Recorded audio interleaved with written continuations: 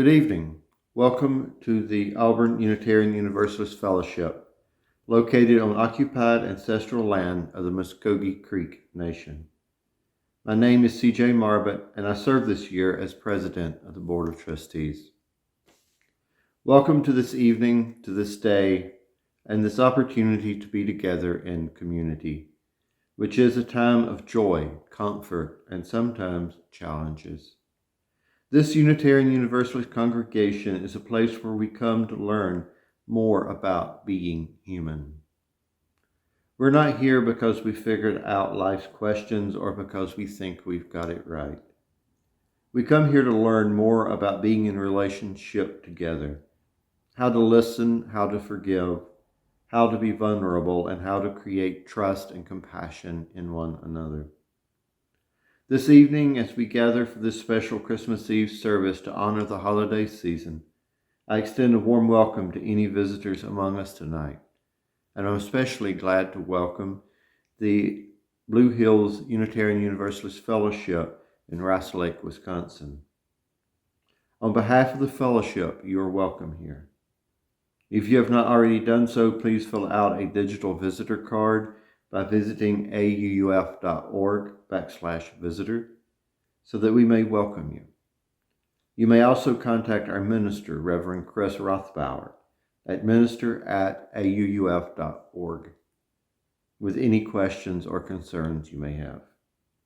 Let us move into the service willing to be authentic with each other, honest within ourselves, and open to connection in all of its forms. Our opening words are by Shay Woodbury. On this eve of mystery and magic, let us enter into the Christmas story as if we were there on the holy night. What part will we play this year?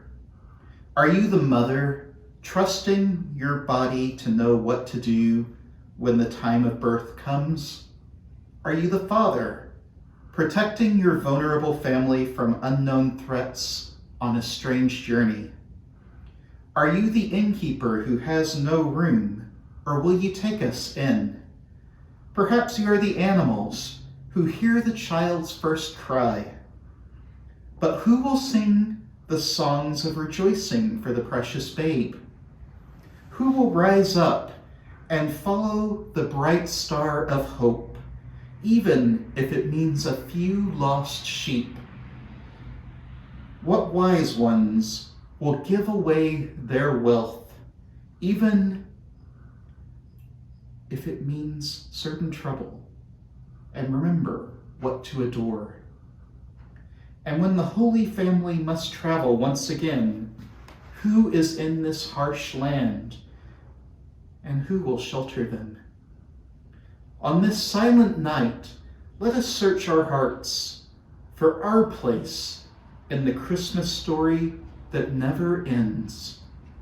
Let us choose our role again in the incarnation of love.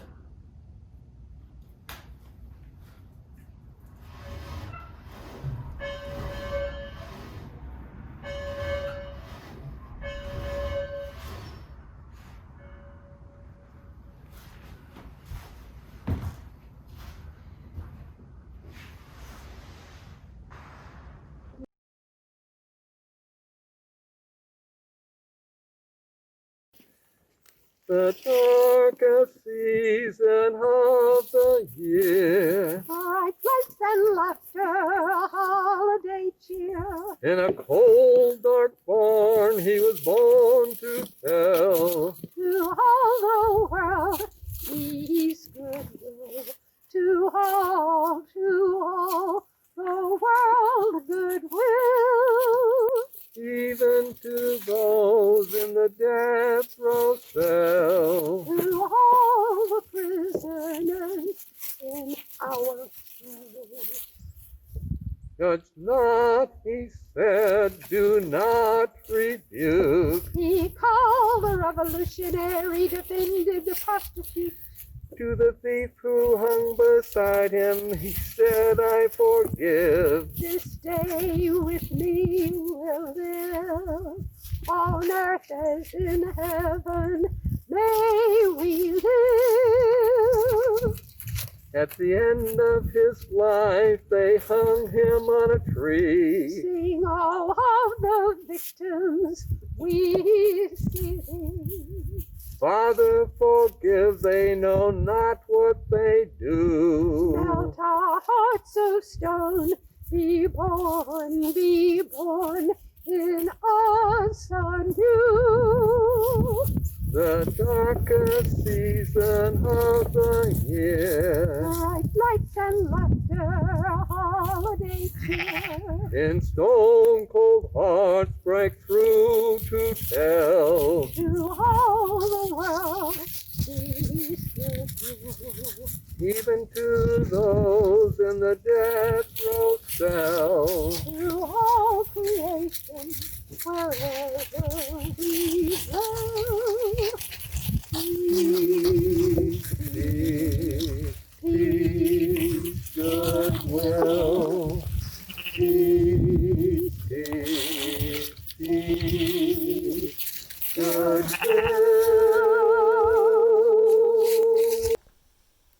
Good evening, everyone.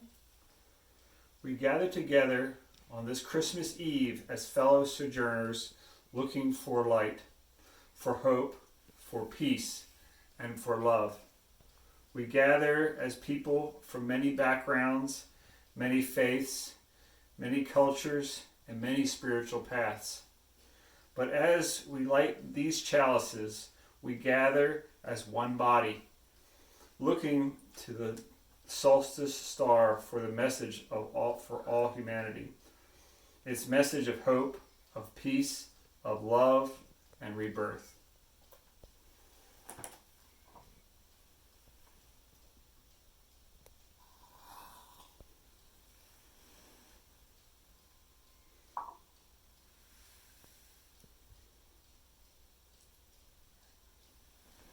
Merry Christmas, everyone.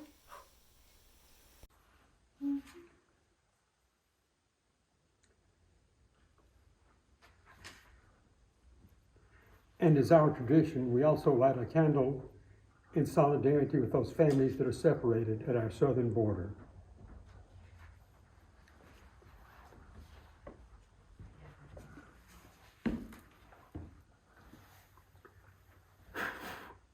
That doesn't work, does it?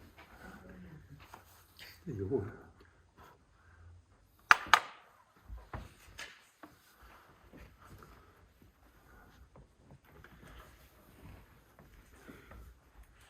For each of the last 4 Sundays, we've lit candles on the Advent wreath.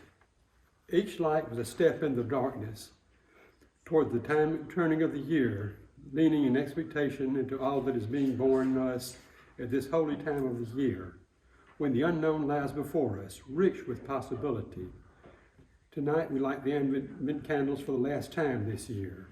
We light the candle of hope for that which is best in us to rise and enliven our souls and our relationships.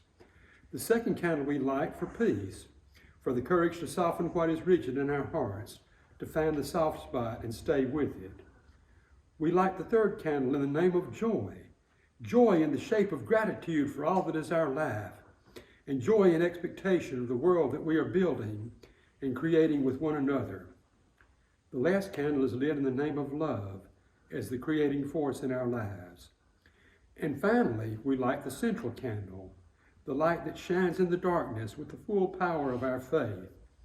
We know, says Reverend Bill Sinkford, how real the brokenness of the world is, but we will not give brokenness the last word.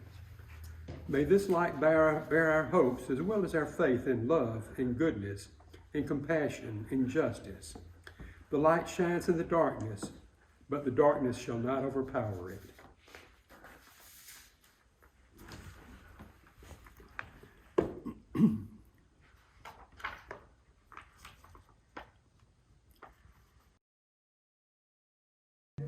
Please join us in our opening carol, 237, in the Gray Hymnal, The First Noel. The words will be shared on screen.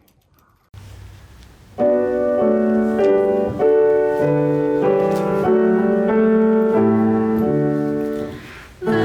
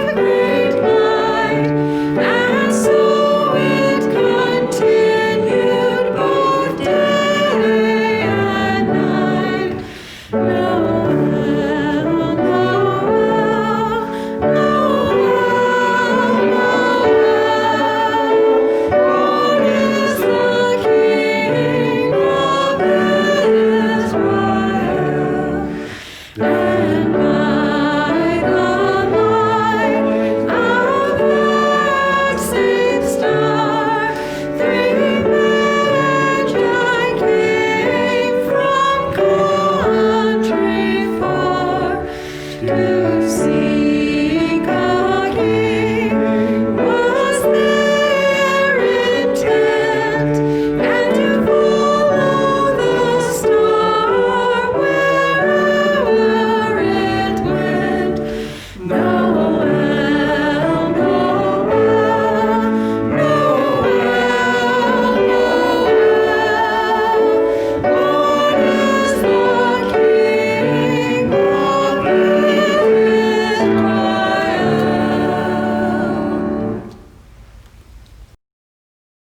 A reading from the Gospel of Luke. And it came to pass in those days that there went out a decree from Caesar Augustus that all the world should be taxed.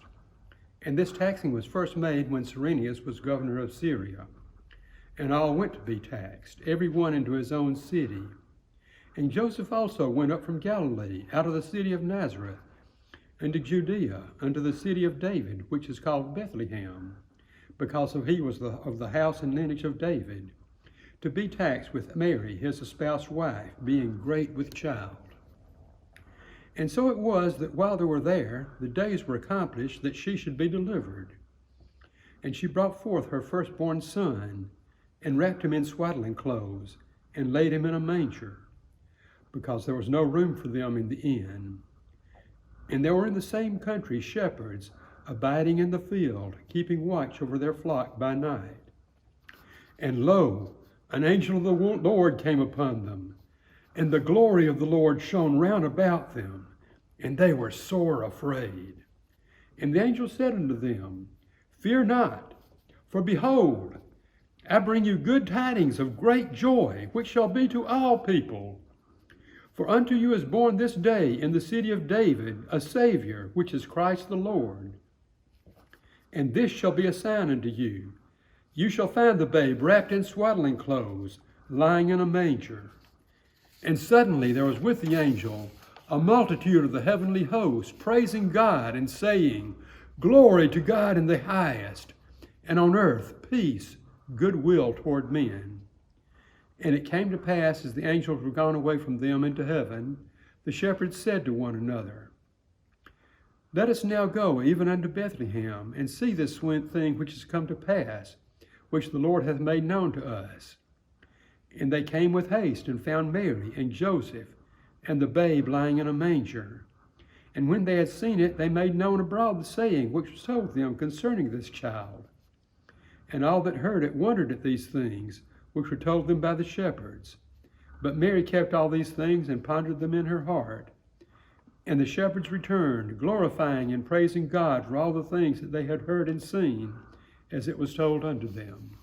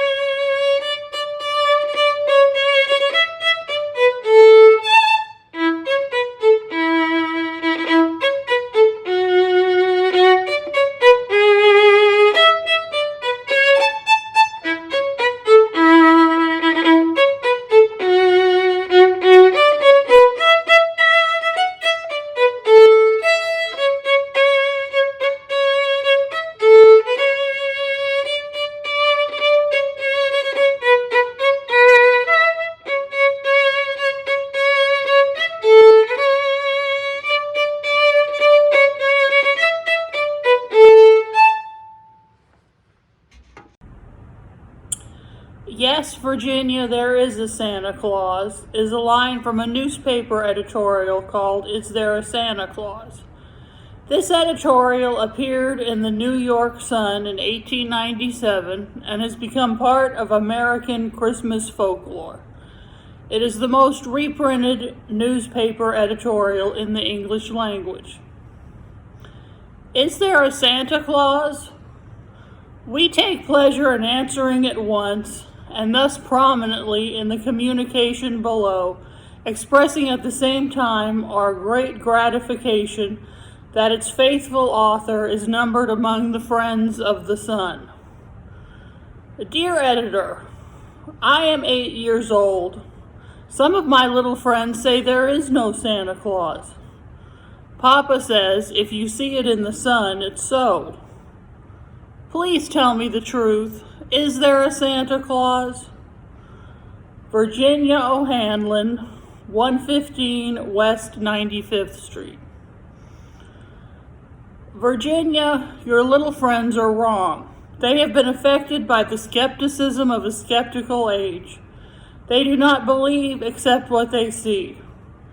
They think that nothing can be which is not comprehensible by their little minds. All minds, Virginia, whether they be men's or children's, are little.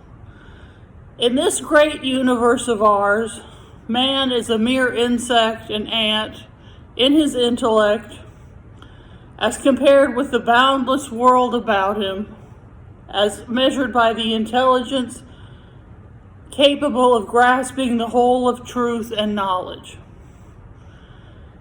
Yes, Virginia, there is a Santa Claus. He exists as certainly as love and generosity and devotion exist. And you know that they abound and give to your life its highest beauty and joy. Alas, how dreary the world would be if there were no Santa Claus. It would be as dreary as if there were no Virginias. There would be no childlike faith then, no poetry, no romance, to make tolerable this existence. We should have no enjoyment except in sense and sight. The eternal light with which childhood fills the world would be extinguished. Not believe in Santa Claus, you might as well not believe in fairies. You might get your papa to hire men to watch in all the chimneys on Christmas Eve to catch Santa Claus. But even if they did not see Santa Claus coming down, what would that prove? Nobody sees Santa Claus, but that is no sign that there is no Santa Claus. The most real things in the world are those that neither children nor men can see. Did you ever see fairies dancing on the lawn? Well, of course not, but there's no proof that's no proof that they are not there. Nobody can conceive or imagine all the wonders there are unseen and unseeable in the world. You may tear apart a baby's rattle and see what makes the noise inside, but there is a veil covering the unseen world which not the strongest man, nor even the united strength of all the strongest men that ever lived, could tear apart. Only faith, fancy, poetry, love, and romance can push aside that curtain and view and picture the supernal beauty and glory beyond. Is it all real? Ah, Virginia, in this world there is nothing else real and abiding. No Santa Claus. Thank God he lives, and he lives forever. 1,000 years from now, Virginia, nay, 10 times 10,000 years from now, he will continue to make glad the heart of childhood. Please join us in our next carol, hymn number 231 in the Gray Hymnal, Angels We Have Heard on High. The words will be shared on screen.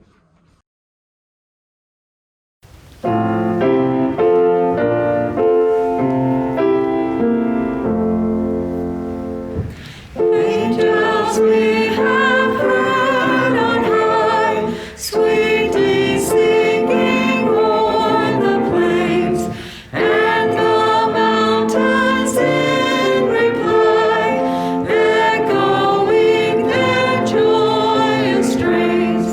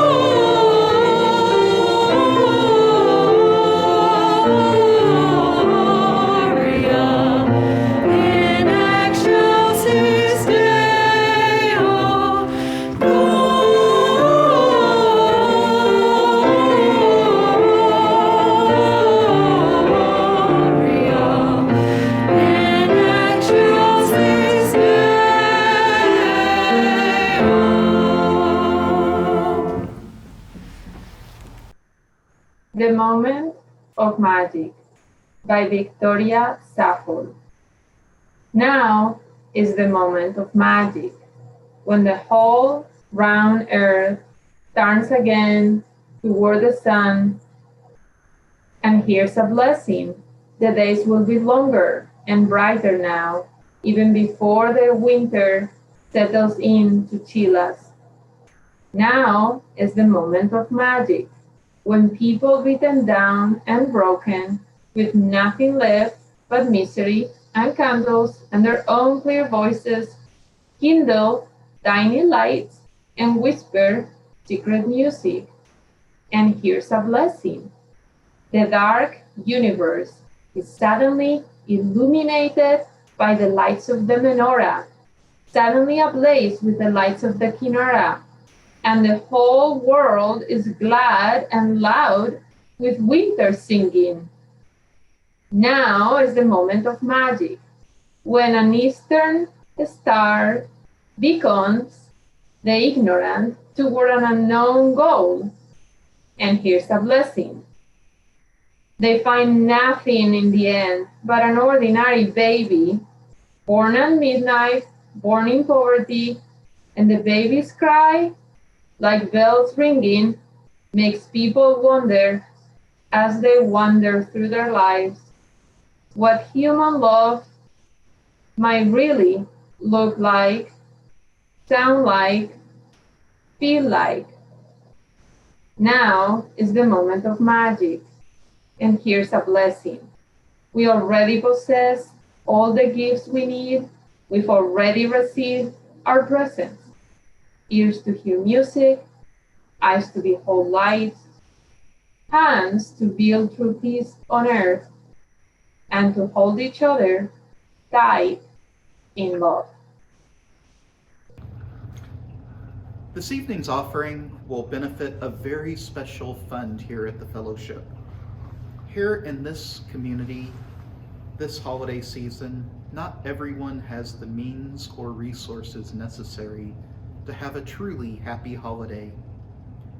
Economic inequality is a reality, and though we are blessed with this community to hold us during such times, not everyone has enough money to buy food and gas to make it through the days, or the means to make sure their family has a blessed season.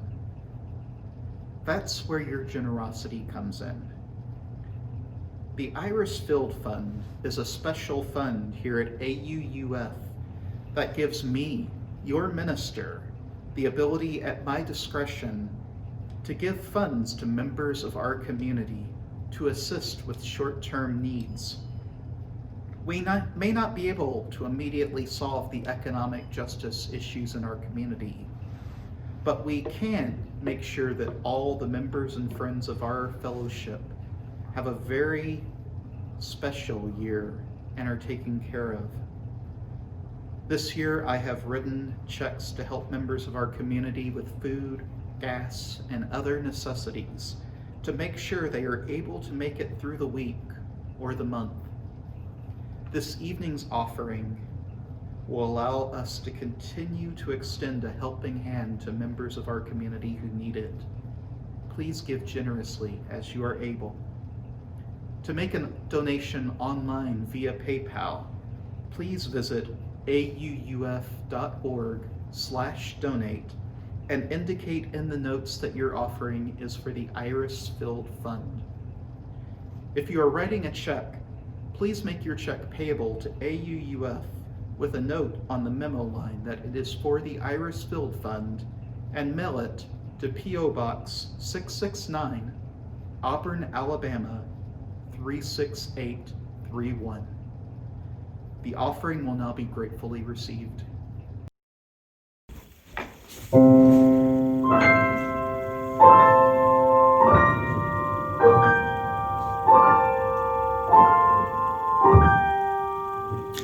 I'm dreaming tonight of a place I love, even more than I usually do.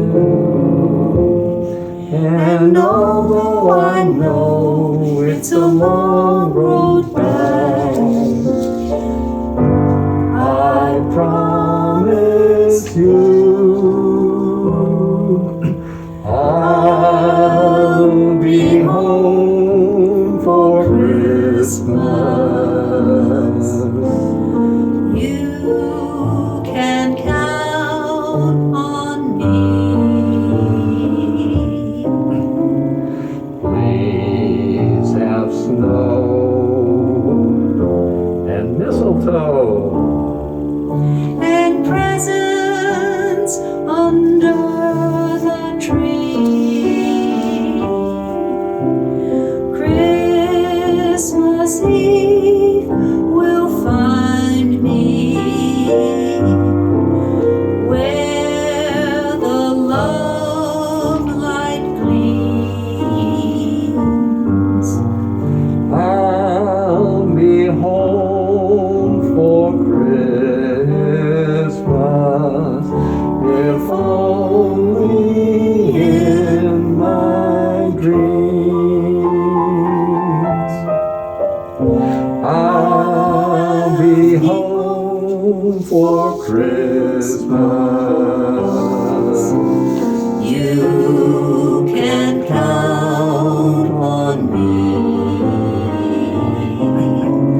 Please have snow and mistletoe and presents under the tree. Christmas Eve will find me where the love light gleams. I'll be home for Christmas, if only in my dreams.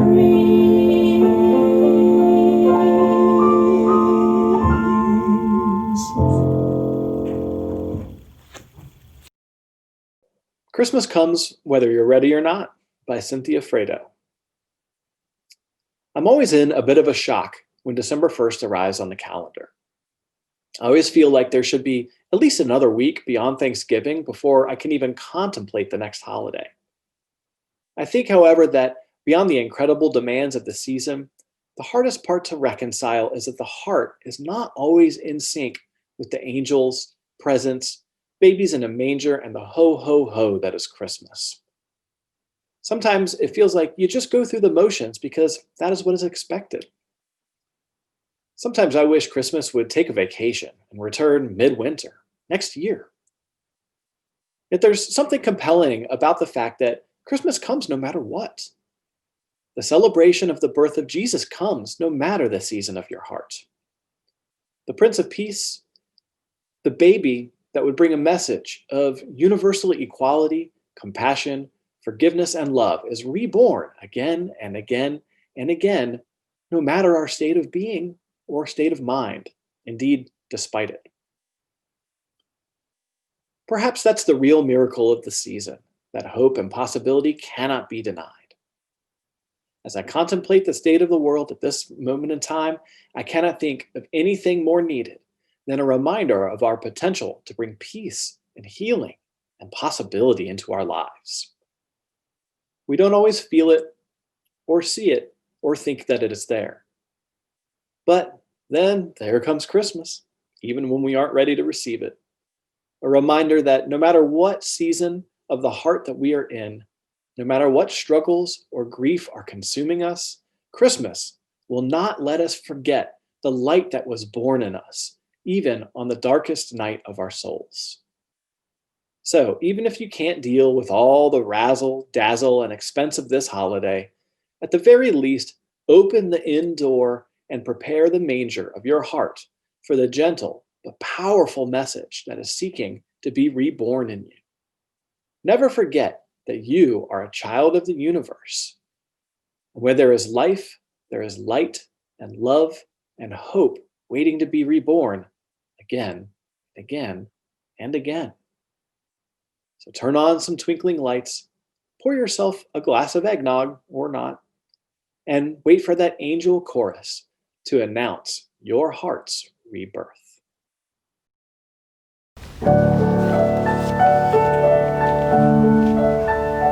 Tis a gift every Christmas.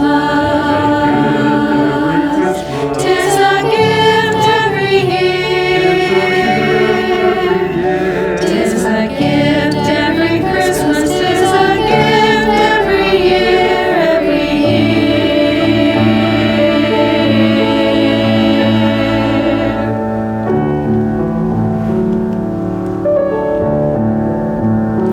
Tis a gift every Christmas, 'tis a gift every year, as we celebrate the babe so small and dear, while the angel voices ring out in the midnight sky. Come and hear them sing in the bells on high.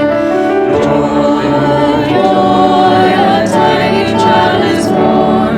Let all sing with joy on this Christmas morn. The stars shining brightly on this glorious night will light up the world with joy and delight.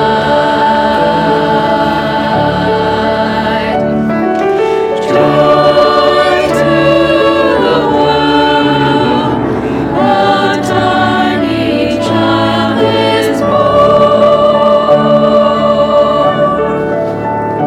Sing of peace, sing of beauty, sing of love and goodwill, sing of joy in the valley and to the highest hill. Sing of charity and kindness, sing of giving from your heart, sing of families together and friends far apart. Joy, joy, a tiny child is born. Let all sing with joy on this Christmas morn. The stars shining brightly on this glorious night will light up the world with joy and delight. Joy to the world, a tiny child is born. Sing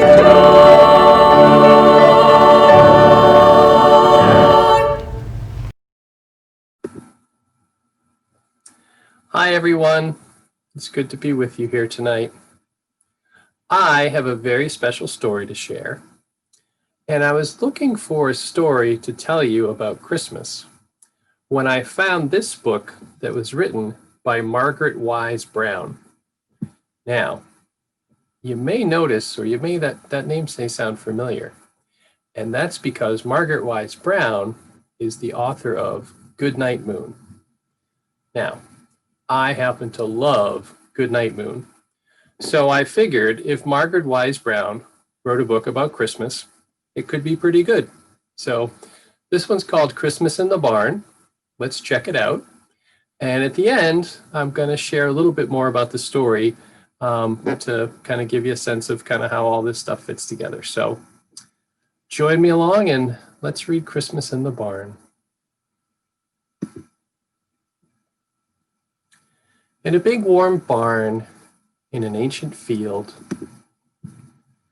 the oxen lowed, the donkeys squealed, the horses stomped, the cattle sighed, and quietly the day died in the sunset of the west. And a star rose brighter than all the stars in the sky. The field mice scampered in the hay, and two people who had lost their way walked into a barn at the end of that day.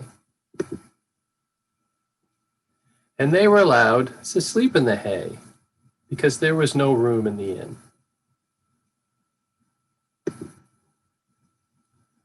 The little mice rustled in the sweet dry grass near the lambs and the kine and the ox and the ass.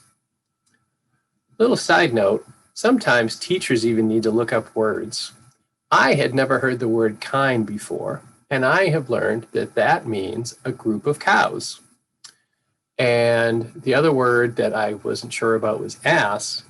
Ass is another word for donkeys. So there were lambs and cows and oxes and donkeys in this barn. Okay, let's keep going. The horses pawed the golden straw. The donkey brayed, hee-haw. And they were all safe and warm, all together in that ancient barn. When hail, the first wail of a newborn babe, reached the night, where one great star was burning bright. And shepherds with their sheep are come to watch him sleep. What child is this who is born here, where the oxen stomp and peer? Away in a manger, no crib for his bed. What child is this who lays down his sweet head? In the big warm barn in the ancient field, the child sleeps, the donkey squeals. The star goes down, yet the wise men stay to see the dawning Christmas day. The child was sleeping in the hay. And there they were, all safe and warm, all together in that ancient barn. Now, those wise men that followed that star all those years ago had studied even older books that said that a child born directly under that special star was going to be very special indeed. That baby, the one that was born in that barn, was named Jesus. You may have heard of him, and you may have heard him called Jesus Christ. Now, Christ was not his last name. Christ actually translates to the Anointed One. Many folks today, including some folks here tonight, I'm sure, still believe that that baby born in that barn was the Anointed One, sent from on high with special lessons to help heal the world. So even today, 2,000 years later, on the day of Jesus' birth, is celebrated the holiday of Christmas.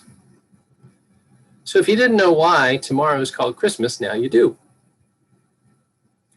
And while Jesus did grow up to be a very wise teacher, not everyone is 100% sure that he was any more of a miracle than you or me. Which is why Unitarian Universalists can often be heard saying, around this time of year, that any night that a child is born is a holy night. Because the truth is, we are each miracles, born into a miraculous world. And no matter what else we might believe or not believe, the truth of this miracle is surely reason enough for all of us to remember to give thanks and praise. Good night, everyone.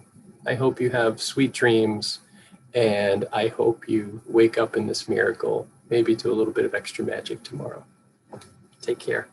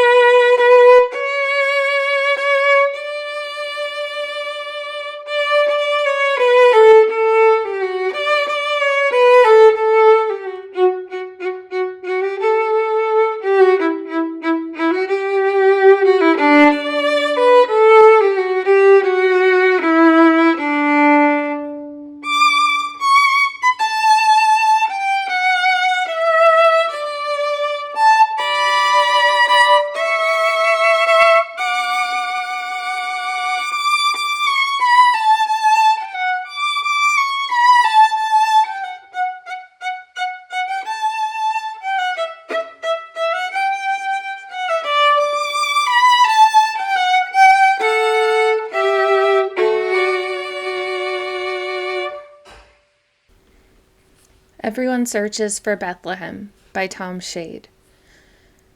Tonight, everyone is displaced and homeless. Tonight, everyone searches for Bethlehem. On this night, when the darkness comes so close, we listen in the stillness for the songs of angels. Like shepherds, we aren't too sure of what is happening. We don't know why we are so expectant. We don't know why we long so deeply for miracles. Tonight we pray that we might know the one we are seeking. Tonight may we kneel like kings before that which is greater than any kingdom on earth. Tonight may we see the holy family that we are a part of. And may we hear the music that reminds us of our truest home. Follow that star to Bethlehem.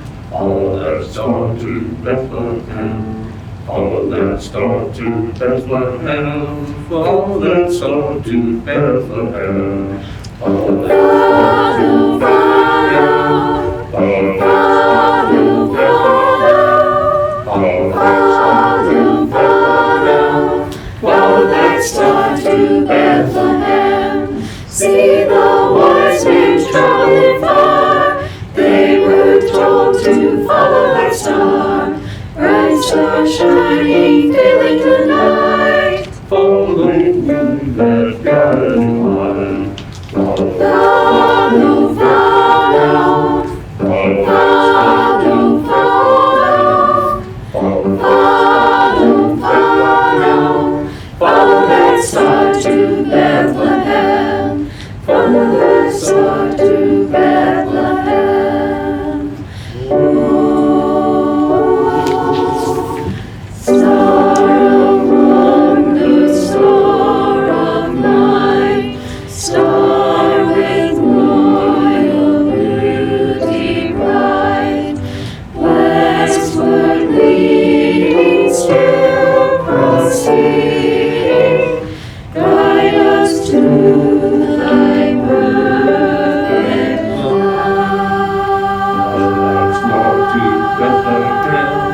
Follow that star to Bethlehem. Follow that star to Bethlehem. Follow that star to Bethlehem. Follow that star to Bethlehem. Follow, follow, follow.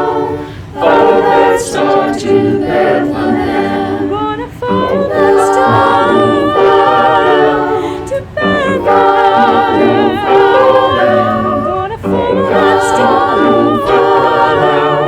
Follow that star to Bethlehem. Follow that star. Follow that star. Follow that star to Bethlehem.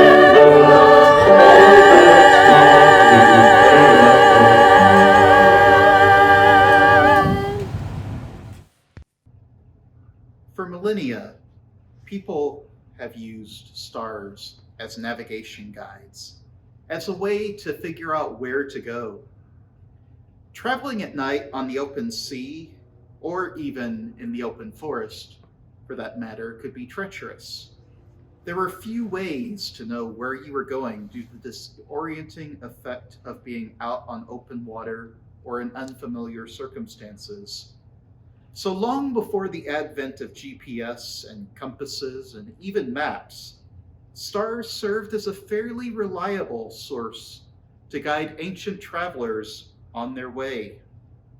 As early as 3000 BCE, there are records of the ancient Minoans who lived on the Isle of Crete, using stars to navigate. And there were probably people who did well before that as well. It worked pretty well too. Stars are pretty predictable.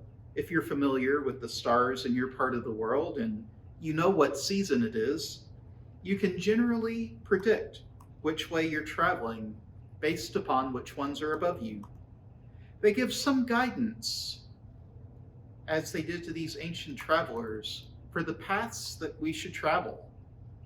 And today they continue to be a pretty reliable source of navigation when our modern technology fails. Here in North America, if you can locate the North Star or Polaris in the sky, it's fairly easy to find your way to safety if you know much about your surrounding geography. It's significant to me then that in the Christmas story, the three magi followed a star to see Jesus. The Gospel of Matthew records that the three men saw a star in the east and were asked by King Herod, who had nefarious intentions for the youngster, to follow it to exactly the spot in Bethlehem where Jesus was laid. There they gave the baby royal gifts of gold, frankincense, and myrrh. They left, having seemingly found what they were looking for, and after a divine warning, never returned to tell Herod what they had found. To truly understand the depth of the story, you must know how ancient Judea was pretty corrupt. Under Roman rule, the Jews lived in a severely unjust system that punished people based on their social class, gender, disability, and ethnicity. There is a definite hierarchy of people, and the Jews were near the bottom. Although Judaism had been a legal religion in the empire since the days of Julius Caesar, they had also increasingly lost self-governance over their homeland. A number of wars between Jews and the empire meant that many Romans viewed Jews with quite a bit of suspicion. So Herod, a puppet of the empire to rule over the Jews, saw Jesus as a threat. The Magi were initially loyal to Herod. However, what they saw in Bethlehem seemed to give them hope. Hope that a different way was possible, to the point that they gave Jesus gifts that weren't reserved for his family's status. They saw in Jesus the potential for change. Their star had brought them to a new way of being, showing that something other than their current lives was possible if they would merely embrace it. Jesus turned out to be a great social reformer, according to the Gospels, reaching out to people who had been marginalized under the power of the Roman Empire. And just as the Magi had hope from seeing him, he brought hope to many, and though his ministry didn't result in lasting systemic change during his lifetime, he nevertheless pointed towards the possibility that a different way of being was available, if humans would just embrace it. I like to think that the star the Magi saw pointed them towards possibility. Possibility for them and possibility for the world. Now, whether you believe that the Christmas story literally happened or not, or that there is even a star, there's a good metaphor in there for life.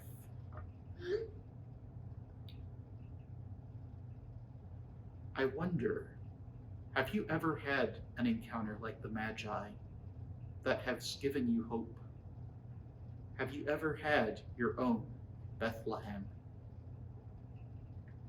Thomas Merton, the great Catholic mystic, had one such encounter in 1958 in a downtown Louisville shopping district. Merton said of his experience, "I was suddenly overwhelmed with the realization that I loved all these people, that they were mine and I theirs, that we could not be alien to one another even though we were total strangers. It was like waking from a dream of separateness, of spurious self-isolation in a special world, the world of renunciation and supposed holiness.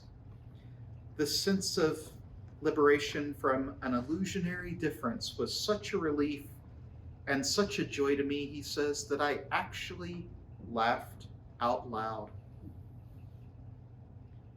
Murden's experience taught him that we're all dependent on one another,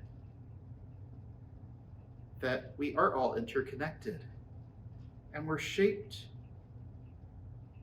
by what we encounter. Murden's encounter shaped a ministry that's inspired countless people over the years, all because he went to town to run errands for the monastery. I've had many of my own stars over the years, but the most significant may be the one I preached on earlier this month. The realization that I not only belong to the Unitarian Universalist faith, but that I wanted to build a world that valued all, that brought people out from the margins and into the circle of care.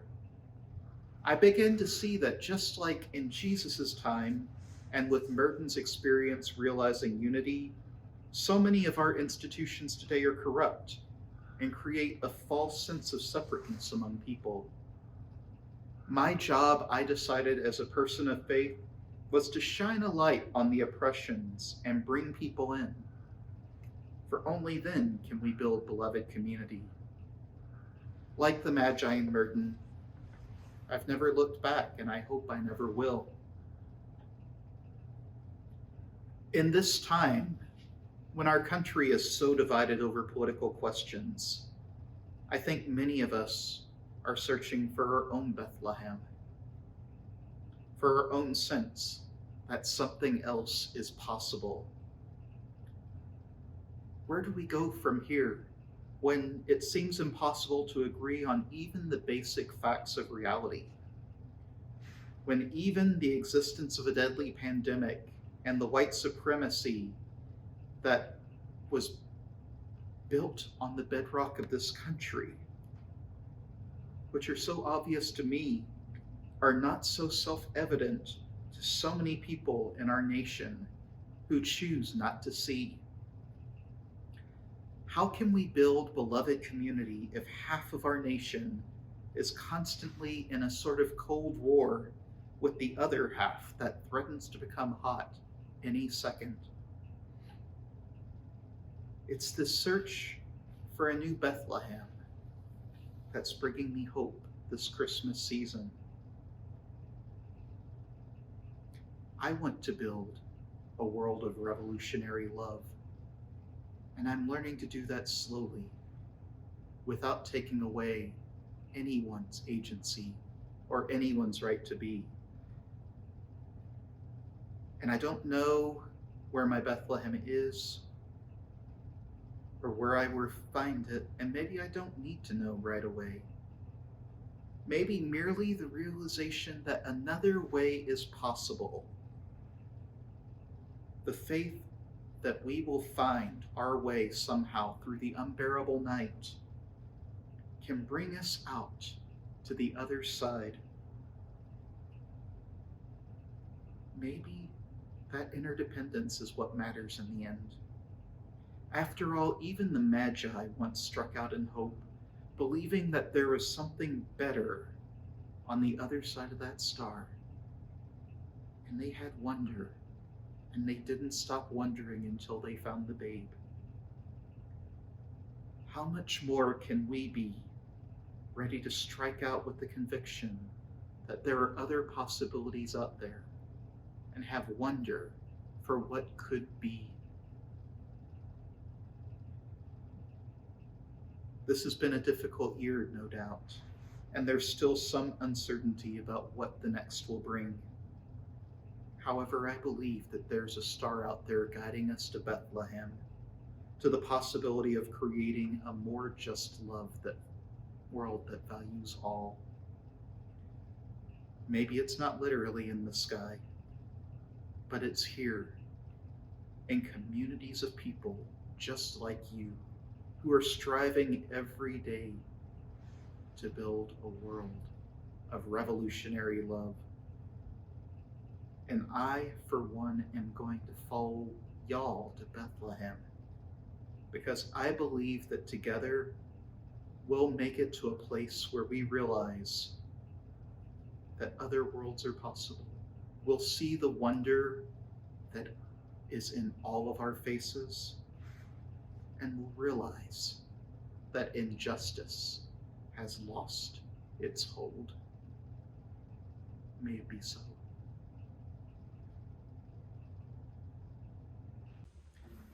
This evening, as is the custom of many congregations and churches around the world, we sing the carol, Silent Night, Holy Night, to candlelight. This evening you were invited to bring a candle with you as you watch the service. The lit candles will represent a light in the midst of the darkness and our commitment to carry the light into the world throughout the year, doing good. I want to invite you to light your candle as we sing our next carol, hymn number 251 in the gray hymnal, Silent Night, Holy Night. The words will be shared on screen. There will be a reading following the carol, and we invite you to keep your candle burning until you are invited to blow it out.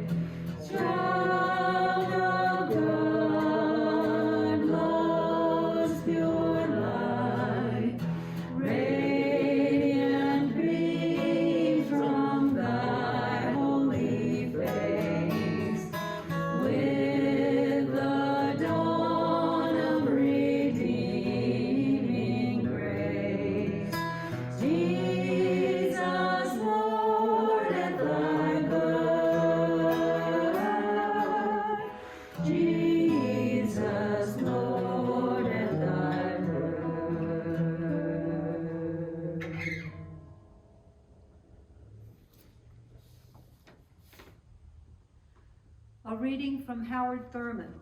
When the song of the angel is stilled, when the star in the sky is gone, when the kings and princes are home, when the shepherds are back with their flocks, the work of Christmas begins. To find the lost, to heal the broken, to feed the hungry. To release the prisoner, to rebuild the nations, to bring peace among the people, to make music in the heart. I invite you to extinguish your candles in the hope that all may find their song in the coming year.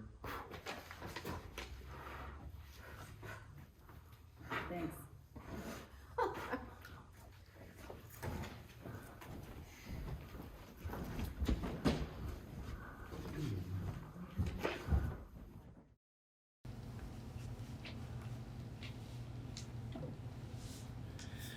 Well, looks like we're almost finished for the service tonight, and maybe there's a little bit of time left for one last cup of cocoa, a story, then off to bed. And the idea of maybe we all wish each other a happy, healthy season amongst ourselves and amongst everyone else. So we're going to talk a little bit about the Grinch here, the Grinch who thought that he could steal Christmas, take things from under a tree, and then maybe he learned something a little bit more. Every Who down in Whoville, the tall and the small, was singing without any presents at all. He hadn't stopped Christmas from coming. It came. Somehow or other, it came just the same. And the Grinch, with his Grinch feet ice cold in the snow, stood puzzling and puzzling. How could it be so? It came without ribbons, it came without tags, it came without packages, boxes, or bags. And he puzzled 3 hours till his puzzler was sore. Then the Grinch thought of something he hadn't before. Maybe Christmas, he thought, doesn't come from a store. Maybe Christmas, perhaps, means a little bit more. Welcome Christmas, bring your cheer, cheer to all who's and UUs, far and near. Christmas Day is in our grasp, so long as we have hands to clasp. Christmas Day will always be, just as long as we have we. Welcome Christmas while we stand, heart to heart and hand to hand. Merry Christmas.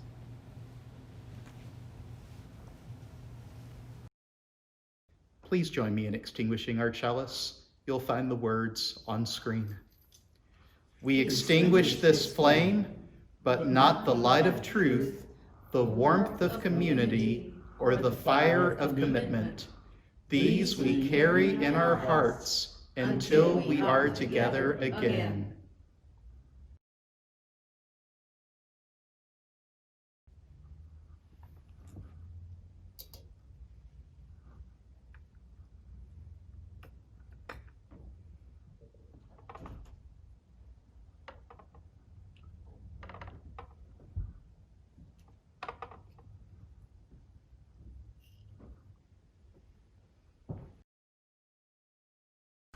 Please join us in our closing carol, hymn number 235 in the gray hymnal, Deck the Halls with Boughs of Holly. The words will be shared on screen. Deck the hall with boughs of holly, la la la la la la la. 'Tis the season to be jolly, la la la la la la la la. Don we now our gay apparel, la la la la la la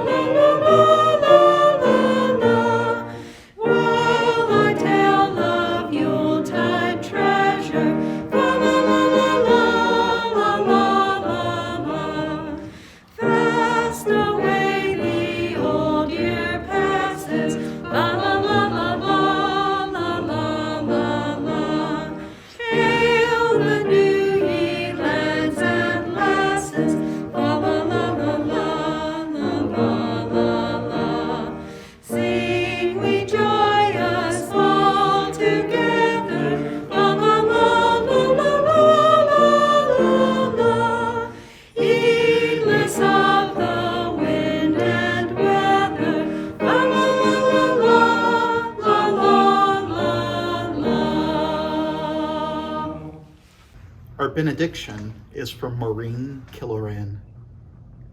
Tonight, in this community, we have shared stories, sung carols, opened our hearts to the beauty of music.